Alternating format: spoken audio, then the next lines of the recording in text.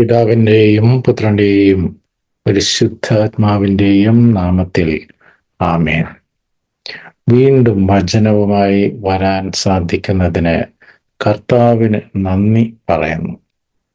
ഇന്ന് നമ്മൾ വിചിന്തനം ചെയ്യുന്ന വചനഭാഗം വിശുദ്ധ മത്തായി എഴുതിയ സുവിശേഷം 5-ാം അധ്യായം 41-ാം വാക്യം.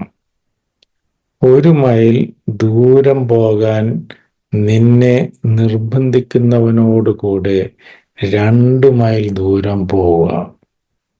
1 മൈൽ ദൂരം പോകാൻ നിന്നെ നിർബന്ധിക്കുന്നവനോടുകൂടെ 2 മൈൽ ദൂരം പോവുക.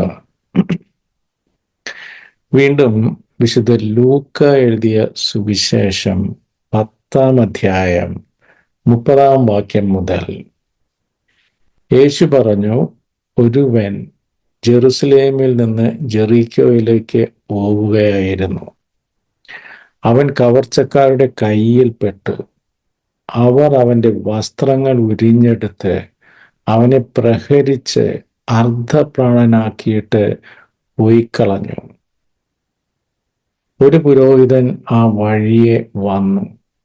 അവനെ കണ്ട് മറുവശത്തുകൂടെ കടന്നുപോയി. അതുപോലെ ഒരു ലേവായനും അവിടെ വന്നപ്പോൾ അവനെ കണ്ടെങ്കിലും കടന്നുപോയി. എന്നാൽ ഒരു സമരിയക്കാരൻ യാത്രാമധ്യേ അവൻ കിടന്ന സ്ഥലത്ത് വന്നു. അവനെ കണ്ട് മനസ്സലിഞ്ഞ് അടുത്തു ചെന്ന് എണ്ണയും വീഞ്ഞുമൊഴിച്ച് അവൻ്റെ മുറിവുകൾ വച്ചുകെട്ടി തൻ്റെ കഴുതയുടെ പുറത്ത് കയറ്റി ഒരു സത്രത്തിൽ കൊണ്ടുചെന്ന് പരിചരിച്ചു. അടുത്ത ദിവസം അവൻ സത്രം സൂക്ഷിപ്പുകാരൻ്റെ കയ്യിൽ 2 ദനാറ കൊടുത്തിട്ട് പറഞ്ഞു, ഇവന്റെ കാര്യം നോക്കിക്കൊള്ളണം.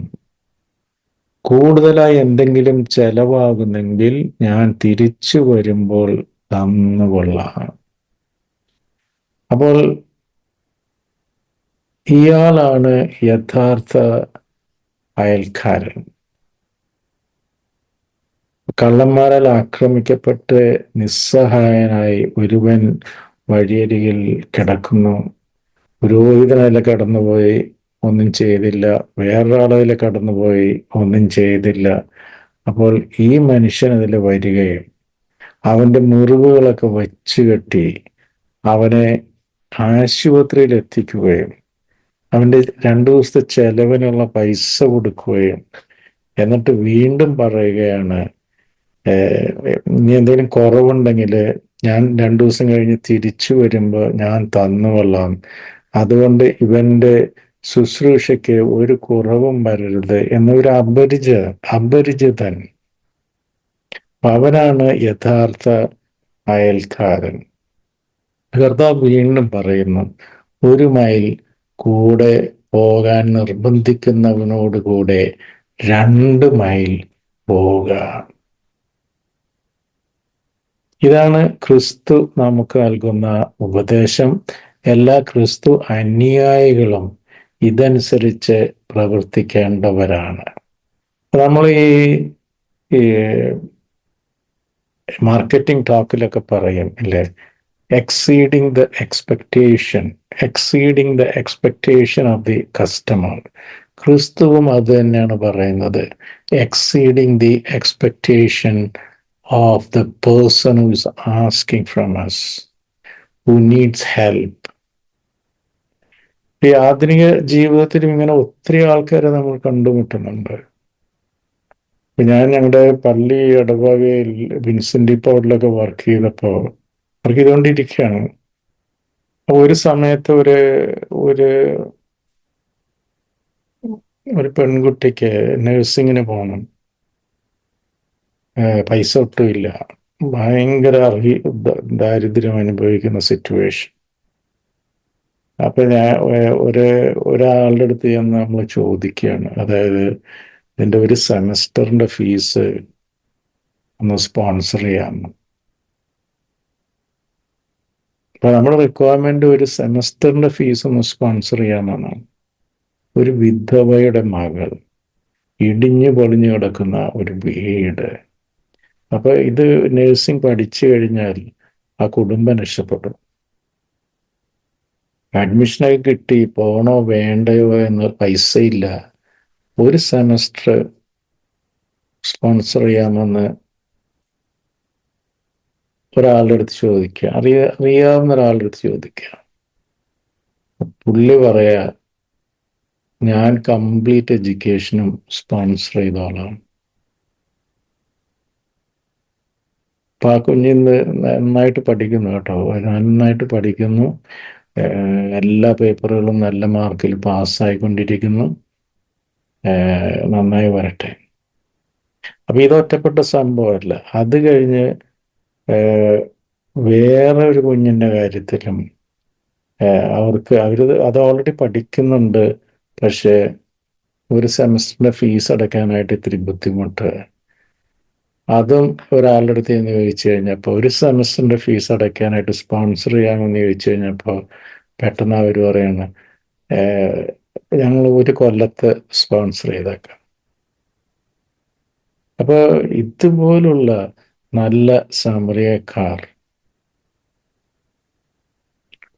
ഇന്നത്തെ ലോകത്തിലുമുണ്ട്.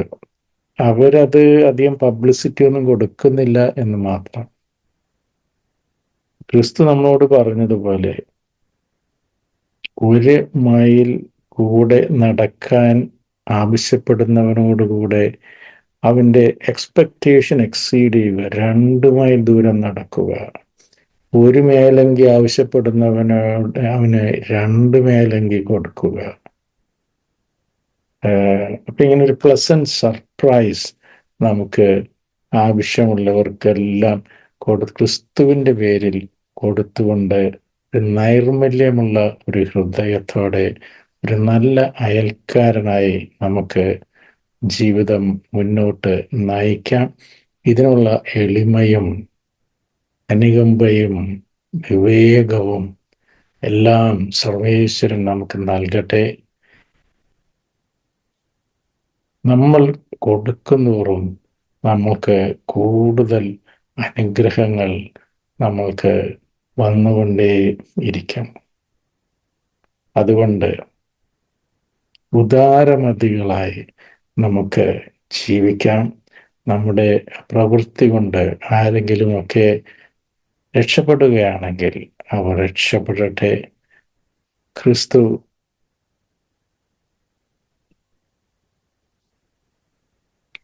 സ്വർഗത്തിൽ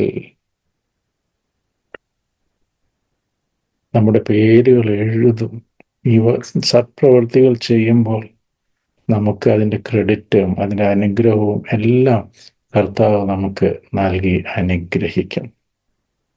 എന്നെ കർത്താവേ കർത്താവേ എന്ന് വിളിക്കുന്നവരല്ല, എൻ്റെ വചനം വായിക്കുകയും അതനുസരിച്ച് ജീവിക്കുകയും ചെയ്യുന്നവരെയാണ് എനിക്ക് ഇഷ്ടം എന്ന് കർത്താവ് തന്നെ നമ്മളോട് പറഞ്ഞിരിക്കുന്നു. ഈ വിവേകത്തിലേക്ക്, ഈ തുറവിയിലേക്ക് കർത്താവ് നമ്മളെ വിളിക്കുന്നു. ദൈവം നമ്മളെല്ലാവരെയും സമൃദ്ധമായി അനുഗ്രഹിക്കട്ടെ. God bless. അപ്പോൾ 1 മൈൽ കൂടെ നടക്കാൻ ആവശ്യപ്പെടുന്നവനോട് ഒപ്പം നമുക്ക് 2 മൈൽ നടക്കാൻ ശ്രമിക്കാം. ദൈവം നമ്മെ എല്ലാവരെയും സമൃദ്ധമായി അനുഗ്രഹിക്കട്ടെ. God bless. നിങ്ങളും എനിക്ക് വേണ്ടി പ്രത്യേകം പ്രാർത്ഥിക്കുമല്ലോ. ആമേൻ.